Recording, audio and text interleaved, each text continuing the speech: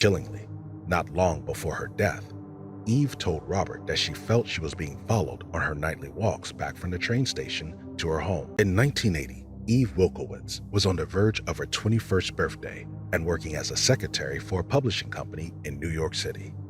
The night of March 21st, she had gone to dinner and a movie after work with her boyfriend, Jack Dempsey.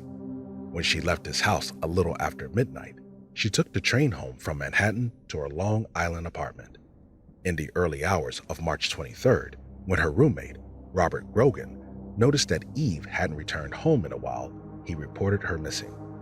Chillingly, not long before her death, Eve told Robert that she felt she was being followed on her nightly walks back from the train station to her home. Because of this, she began taking a taxi from the train station rather than making the 10-minute walk alone. However, police believe that night, for an unknown reason, Eve decided to walk home instead of calling a taxi. 3 days after she was reported missing, her body was found on a lawn just 3 blocks from her apartment when a woman noticed a figure and a pair of bare feet on her neighbor's lawn. The body was identified as Eve's.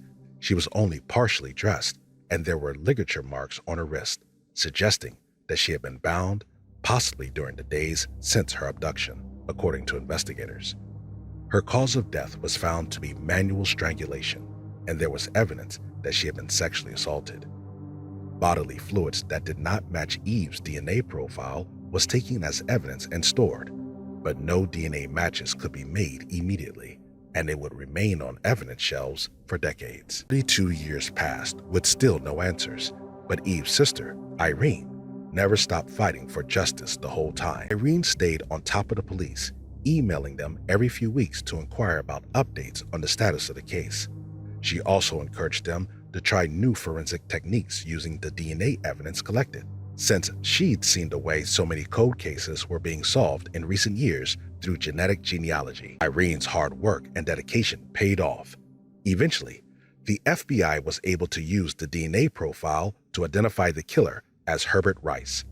The DNA was first linked to one of his sons, then Rice's body was exhumed and a sample of his bone was collected for comparison. Turns out, they were a match. Herbert Rice was Eve's killer. He was 29 years old at the time of the crime, and even though the investigation was thorough, with police canvassing the area and interviewing everyone on neighboring streets, Rice was never even suspected. Rice was never a person of interest in this case, mainly since he didn't have an extensive criminal record, only a few misdemeanors, so his DNA was never entered into any databases since he'd never been arrested for a violent offense.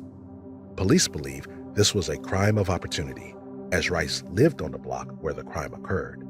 They also don't believe that Rice was responsible for any other murders before or after Eve's.